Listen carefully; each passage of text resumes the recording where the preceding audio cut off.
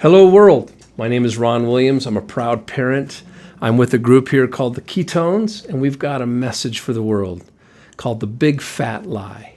Tiara? There's a lot of curiosity out there about this big fat lie. It's a remarkable time in history when ignorance is anything but bliss.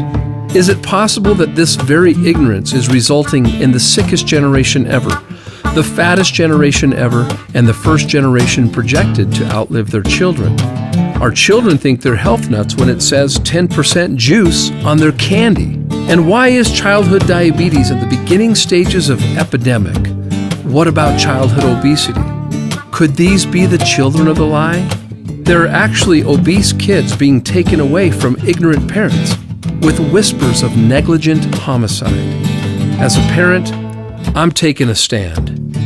Before understanding this big fat lie, let's go back in time, thousands of years ago, where in each village the people lived on a primal diet, living off the land. If God made it, eat it. This primal diet was the original fast food. They picked it and they ate it. Folk wisdom is very powerful, even intuitive. Are carrots actually good for the eyes? And how about walnuts in the brain? And why does a tomato look just like a heart? And oh yeah, primal wisdom included walking. Sounds like they had a ton of energy to me.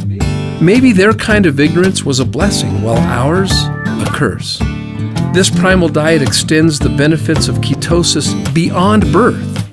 Well, what is ketosis? It's where our energy came from burning fat before the man-made invention of packaged carbs we know today. Now, fast forward from that village to cold concrete, from ketosis to mictosis. The fast food munchable era of foodless foods and lifeless drinks, fruit, loops, and crunch, berries, and apple jacks. Suddenly the big fat lie is born. Man-made packaged addictive carbs bearing fat-free or sugar-free on their labels. Now, there are huge carbaholics everywhere with addictive compulsive eating patterns, with addictive compulsive spending patterns for their next fix. Could it be that carbaholic behavior was created in labs, perfecting the carbaholic business model? Bet you can't just eat one? Maybe somebody in some lab somewhere has hedged their bets like a thief in the night, robbing you of your willpower, pocketbook, your health, wellness, even your divine being.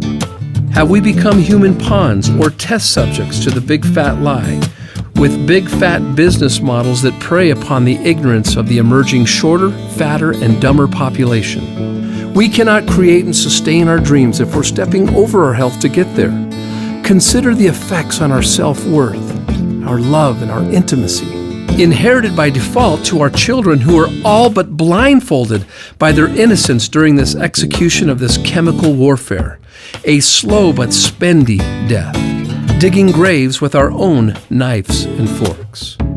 This addiction dwarfs any drug, the dealing of preserved and packaged carbs that carry a shelf life that may outlive you, serving only as a preservative for a decomposing body. These packaged carbs convert to sugar and morph into fat. Ask any diabetic. The economics are astounding. These foods top the charts on the glycemic index. They are the big fat lie. Short bursts of energy, the crash, depression for some, looking for that next hit.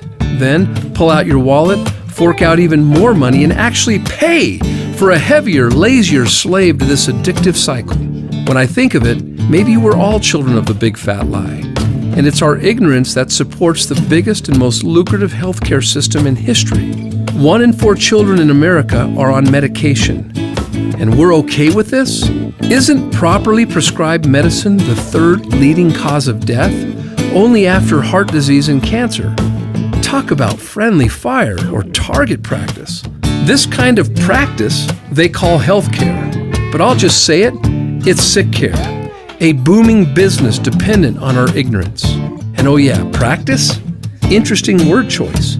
There are many great doctors and health practitioners who understand that health is our responsibility and that health is a habit, not an event. There used to be doctors on this planet that were only paid when we were healthy. Imagine that. We have to get real by acknowledging the big elephant in the waiting room, the patient. Before any practice, why don't we all play the game of health first? The results of our ignorance weighs in heavier than any body of people in the history of man, literally. From primal to carnal, from the village to concrete, ketosis to mictosis. Ignorance? We'll give each other the benefit of the doubt. The big fat lie preyed upon our ignorance. But as of right now, ignorance is no longer an excuse. For me, for you, for our children, or anyone who hears this message, it's now on us. Let's take this lemon and make lemonade. Let's take this fat and make energy. Let's give our joints and organs a rest. Let's bring back all of our beauty and our self-worth. Everywhere you look, there are credible studies that educate us on ketones and general health, energy, cognitive function, and even more serious health concerns that include inflammation and obesity. And you thought these packaged drug-like carbs gave you energy? Fat produces 225% more energy. Maybe that explains why babies are born in ketosis. Tragically, the children of the lie forget as soon as they see that cartoon character's face on their first hit in this carbaholic culture. I am a carbaholic. My ignorance weighed in at 40 extra pounds. Who knows the price I've paid for my health by my own ignorance? Even the comfortable fashion that comes from comfortable foods. It was all buns and rolls for me. Hundreds of so-called diets have come and gone. Trendy diets that steal life and energy from your future. The irony of this is that it is estimated that the money Americans spend annually on these trendy diets would feed the world's hungry for roughly 2 years. Your health is not a trend. It is as timeless as the sky is blue. Ketosis can bring us back to the village, allowing us to be decisive eaters and not compulsive eaters. So how come everyone isn't in ketosis? Well, they would if it were that easy. Getting into ketosis is hard in this new carbaholic battleground. It takes days of unrealistic perfection and pain. I've tried and failed many times. Wouldn't it be great if there was a scientific breakthrough that converted days of pain into only hours of energy and bliss? Ketosis. Well, there is. Ketonics. Come back to the village. Ketopia is the village. Let's turn ignorance into energy, love, quality, peace, success, beauty, and attraction, all hunger-free. Our bodies will perform miracles by the minute when we honor and edify its miraculous intelligence. All it needs are the proper raw materials. This raw material may be worth its weight in gold to you. You are just one Ketonics drink away from your vigorous walk across the bridge to Ketopia. You'll know when you're there. Pay it forward by telling someone today. And welcome to Ketopia. And remember, burn fat or abuse carbs. Hey there, this is Ron Williams, 2.5 weeks later.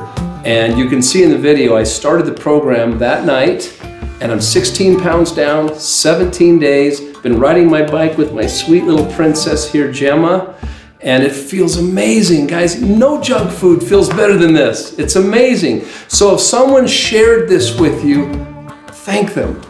Thank them for taking a stand for you and your loved ones. It's time you take back your beauty. You come back to you. You come back to the village. So remember, when you take the lead, your body will follow. That's right. And sadly, when you don't take the lead, your body will still follow. Your body will still follow. So welcome to Forever Green. Welcome home.